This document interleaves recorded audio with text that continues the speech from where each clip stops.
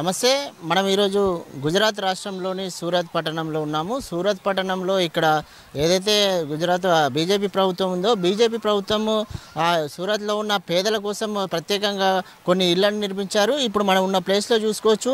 ఇక్కడ విజువల్స్లో చూసుకుంటున్నట్లయితే మనం దాదాపు ఇక్కడ ఆల్మోస్ట్ 3000 దాకా ప్లాట్లను నిర్మించినట్టు మనకు కనిపిస్తుంది. అయితే మనము హైదరాబాద్ సిటీలో చూసుకున్నట్లయితే గచ్చిబౌలి, జూబ్లీ హిల్స్ ప్రాంతాల్లో, మణికొండ ప్రాంతాల్లో ఏదైతే కమర్షియల్కి సంబంధించిన బిజినెస్ ప్లాట్లు ఉంటాయో ఆ విధంగానే కేవలం ఆ పేద ప్రజలు ఎవరైతే ఉన్నారో, అంటే పేదవాళ్ళు ఇక్కడ నుంచి కాకుండా వివిధ రాష్ట్రాల నుంచి కూడా వచ్చిన వాళ్ళకి కూడా వారికి కేంద్ర ప్రభుత్వం ఇస్తున్న ఆవాస్ యోజన పథకం కింద ఈ ఇళ్లను నిర్మించినట్టు తెలుస్తుంది.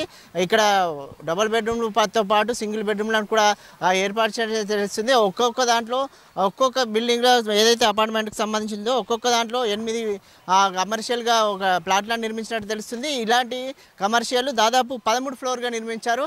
మొత్తం ఓవరాల్గా చూసుకుంటున్నట్లయితే మనం చూసుకోవచ్చు, ఏదైతే మనము హైదరాబాద్ నగరంలో ప్రాంతంలో పేదలకు డబుల్ బెడ్రూమ్ రాష్ట్ర ప్రభుత్వం నిర్మిస్తుందో అవి చూసాము. మనం ఇప్పుడు ఇక్కడ సూరత్లో చూసుకోవచ్చు. సూరత్లో చూసుకున్నట్లయితే ఇక్కడ చూడండి, మనం విజువల్స్లో చూసుకోవచ్చు. ఏదైతే మనం కమ్యూనిటీలో గ్రేటర్ హైదరాబాద్లో చూసుకోవచ్చు, ప్రత్యేకంగా కమ్యూనిటీలో ఏర్పాటు చేశారు కదా, ఏదైతే బిల్డింగ్ చుట్టూ ఉన్న మిడిల్ ప్రాంతాల్లో ప్రత్యేకంగా ఏర్పాటు చేసిన పార్క్ కావచ్చు, ఆ పార్కింగ్ ఫెసిలిటీస్ కావచ్చు. అలాగే ఇక్కడ మన విజువల్స్లో చూసుకోవచ్చు, ఆ పిల్లలు ఇక్కడ ఏదైతే కమర్షియల్ ప్లేస్ ఉందో వీటిని ఆడుకోవడానికి కూడా ప్రత్యేకంగా ఇక్కడ ఏర్పాటు చేసిన విజువల్స్లో కనిపిస్తున్నాయి. ముఖ్యంగా చెప్పదలుచుకునేది ఏంటంటే ఇక్కడ చూసుకోవచ్చు, ఇది ప్రత్యేకంగా కేంద్ర ప్రభుత్వం తీసుకొచ్చిన ఆవాస్ యోజన పథకం కింద ఆ పేద ప్రజలు ఎవరైతే పేద ప్రజలు ఉన్నారో, ఇల్లు లేని పేద ప్రజలు ఉన్నారో వారికి మాత్రమే కేటాయించినట్టు చూపిస్తుంది. ఇందులో ఎలాంటి అంటే బ్రోకరిజం కానీ ఎలాంటి పైరవీలు లేకుండా ఎవరైతే నిష్పక్షపాతంగా కేవలం లాటరీ సిస్టమ్ ద్వారానే ఎవరికైతే పేదలకు వస్తుందో వాళ్ళకి అలాట్మెంట్ చేస్తున్నారు. అలాగే దీని మెయింటెనెన్స్ కూడా ప్రత్యేకంగా ఇదే ప్లాట్లు అలాట్మెంట్ తీసుకున్న వాళ్ళు ఉన్నారో వారి దగ్గర ప్రత్యేకంగా డబ్బు తీసుకొని దాన్ని ఫిక్స్డ్ డిపాజిట్గా చేసిన తర్వాత దాని నుంచి వచ్చే ఏదైతే ఇంట్రెస్ట్ ఉందో దాన్ని మెయింటెనెన్స్కి వాడుతున్నారు. మనం చూసాం ప్రత్యేకంగా ఈ అపార్ట్మెంట్లో ప్రతి అపార్ట్మెంట్ చూడడం జరిగింది. ఎక్కడైతే ప్రతి అపార్ట్మెంట్లో క్లీనింగ్ కమర్షియల్గా ఏదైతే కమ్యూనిటీ హాల్ ఉంటాయో అంతకు మించి కూడా ఇక్కడ మెయింటెనెన్స్ జరుగుతున్న పరిస్థితి కనిపిస్తుంది. అలాగే మనతో పాటు ఈరోజు మన సీనియర్ జర్నలిస్ట్ సురేష్ దండు కూడా ఉన్నారు.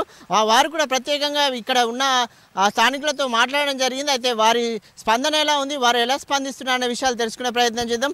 సురేష్ గారు, మన ఉదయం నుంచి చూసుకుంటే సూరత్లో మీరు పర్యటిస్తున్నారు, ఇక్కడ గుజరాత్లో ఎలక్షన్ నడుస్తున్నాయి. ఇక్కడ మనం ప్రత్యేకంగా ఇప్పుడు ఏదైతే సాయంత్రం నుంచి ప్రత్యేకంగా ఇక్కడ రాష్ట్ర ప్రభుత్వం నిర్మించిన ఇల్లు ఉన్నాయో వాటిని ప్రత్యేకంగా మీరు దగ్గర నుండి చూశారు, వారితో మాట్లాడారు. అంటే ఎలా ఉంది స్పందన, ఎలా నిర్మించారని చెప్తున్నారు? ఇది ఎలా వీళ్ళకు లబ్ధిదారులకు ప్రభుత్వమే ఇస్తుందా లేదంటే డబ్బులు పెడుతున్నారా? సో మనం చూసినట్టయితే మనం ఇప్పుడు ప్రస్తుతం దేవాసు ప్రాంతంలో ఉన్నాం నవీన్. అయితే ఇక్కడ మనం ఉన్నటువంటి ఏరియాలో గచ్చిబౌలి లాంటి ప్లేస్లో చూస్తుంటాము. ఒక సామాన్యుడు ఒకవేళ మనం ఇల్లు ఉంటే, సామాన్యుడు ఇల్లు హైదరాబాద్లో ఉంటే ఒక ఇరుకు సందులో బండి పెట్టుకుంటే మళ్ళీ పోలంటే ఆ బండి కూడా ఆయన ఇంటి ముందర పెడతాడు. ఇంకొక వెహికల్ పోవాలంటే చాలా కష్టమైన పరిస్థితి ఏర్పడుతుంది. ఇంకా ఇల్లుకి అడిగితే ఆ రోడ్ అంతా కూడా ఆడికి పోతుంటుంది. ఇంకా వాళ్ళు చెత్త అది రోడ్డు మీదనే పడేస్తారు. అంటే అంత ఇరుకుగా ఉన్నటువంటి పరిస్థితి. అలాంటి ప్లేస్లో నివసించే వాళ్ళకు అందరినీ కూడా తీసుకొని వచ్చి ఇలాగ అయితే మన దాదాపు కంటికి కూడా ఊహించినటువంటి విధంగా, సామాన్యుడు ఊహించుకోలేని విధంగా అందరిని ఒక దగ్గర తీసుకొని వచ్చి చక్కగా మనం పూర్వకాలంలో చూసి ఉంటాం, రంగురంగుల రత్నాలతో కూడినటువంటి ఇల్లు అన్నట్టు అలా అంత చక్కగా మధ్యలో స్పేస్ ఇస్తూ, మరి ఇవన్నీ చుట్టుముట్టు ఒక కాలేజీలో కూడా గ్రౌండ్ ఉంటే మధ్యలో ఆడుకుంటే విద్యార్థులు ఎలా ఉంటుందో అలాంటి విధంగా చుట్టుపక్కల మొత్తం కంటి ఇట్లా చూస్తే మెరుకుల్పే విధంగా ఆకాశంగా అనొస్తున్నటువంటి విధంగా కట్టినటువంటి ఈ భవనాలను మరి మధ్యలో మంచి చక్కగా ఆహ్లాదకరమైన వాతావరణంలో గ్రౌండ్, చుట్టుముట్టు స్ట్రీట్ లైట్లు అంటే ముఖ్యంగా మనం చూస్తుంటాం కొన్ని చోట్ల స్ట్రీట్ లైట్ మన హైదరాబాద్ ప్రాంతంలో కావచ్చు, ఇంకెక్కడైనా ఒకటి వస్తుంటుంది ఒకటి రాదు. ఎందుకంటే కమర్షియల్గా ఉన్నటువంటి వాహనాలు వెళ్తున్నటువంటి ప్లేసులోనే అలాగుంటే ఇక్కడ మాత్రం ప్రతి స్ట్రీట్ లైట్ బ్రహ్మాండంగా వెలుగుతుంది. పెన్ టు పిన్ ఇక్కడ పిన్నిస్ కూడా పడిపోయినా కూడా కానొచ్చే విధంగా, అంటే ఒక గవర్నమెంటే అంత ఉచితంగా, అంటే ఇక్కడ ఉన్నటువంటి ప్రాంతాలకు అందరూ కూడా ఇంత క్వాలిటీ తోటి నిర్మించే విధానం చూస్తే కళ్ళకు అబ్బురపడటం కాదు. ఇలాంటి ప్లేసులలో మరి మనం ఇంకా మన జీవన విధానంలో మనమే ఉన్నటువంటి ఇళ్ళలలో బయటికి వెళ్తే మొత్తం కాలుష్యము, ఇక బయటికి వెళ్తే ఇంత చక్కటి వాతావరణం దొరకననే విధంగా గవర్నమెంట్ కట్టియడం మన ఇంతకు ముందు చూసినట్టుగా ఆ అపార్ట్మెంట్లో చూసినట్టయితే ఆ అపార్ట్మెంట్లో సబ్సిడీ విధానంలో ఇచ్చినటువంటి బెడ్రూమ్స్ సింగిల్ బెడ్రూమ్ హాలే అబ్బురపరిచే విధంగా ఉంది. మనం కట్టుకున్నట్టు హాల్లో నలుగురు ఉంటారు, ఒక టీవీ ఉంటుంది. టీ తీసుకొని వస్తే నలుగురు తాగితే బయటికి లోపలికి వెళ్ళాలంటేనే ఆ చుట్టూ జరిగి కూర్చున్న విధానంలో ఆ హాల్ ఎంత చక్కగా ఉంది.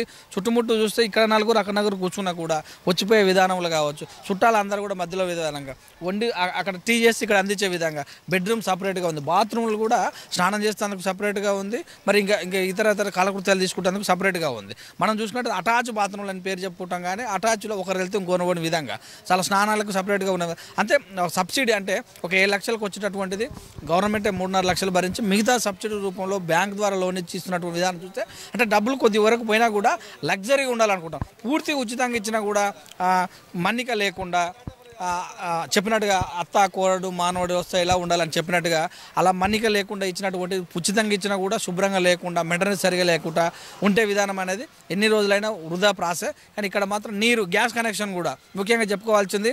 సిలిండర్ మనం బుక్ చేసుకోవడం 3 నెలలకు రావడం లేట్ అయినప్పుడు మోసుకొని పోవడం కాకుండా సిలిండర్ గ్యాస్ కనెక్షన్ చాలా ఇంపార్టెంట్.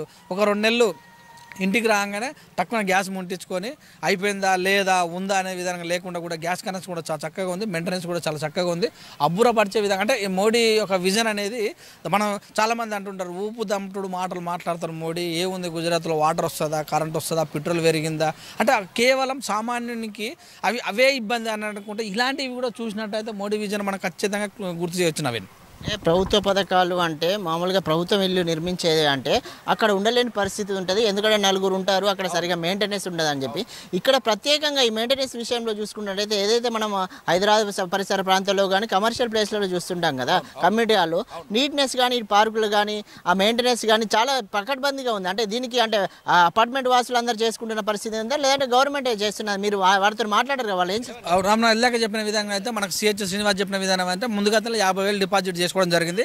దానికి వచ్చినటువంటి ఇంట్రెస్ట్ తోటే నెల మెయింటెనెన్స్ ఏర్పడుతుంది. సెక్యూరిటీని కూడా చూసాం మనం ఇప్పుడు మనం పెట్టుకోవాలంటే మన ఏరియాలో కెమెరాలు ఎవరన్నా ఒకటి దాత రావాలి, వాళ్ళే అక్కడ ఉన్న వాళ్ళందరూ కూడా అణువున సీసీ కెమెరాలు పెట్టి సేఫ్టీ సెక్యూరిటీ విషయంలో చాలా జాగ్రత్తలు తీసుకుంటున్నారు. అది చూసినట్టయితే ఒక ప్రైవేట్ కార్పొరేట్ బిల్డింగ్స్ ఎలా నిర్మించుకుంటారో వాళ్ళకి సేఫ్టీ సెక్యూరిటీ ఎలా ఉంటుందో ఆ రకమైనటువంటి బందోబస్తుగా మనం చూసింది 7 సంవత్సరాల క్రితం కట్టించిన, అంటే 7-8 సంవత్సరాలు మోడీ సీఎం ఉన్నటువంటి క్రితం కట్టించినటువంటి హౌస్ కూడా ఇప్పటివరకు చెక్కు చెదరకుండా నాణ్యతతోటి నీట్గా ఉన్న చూసి అబ్బురపరుస్తుంది నవీన్.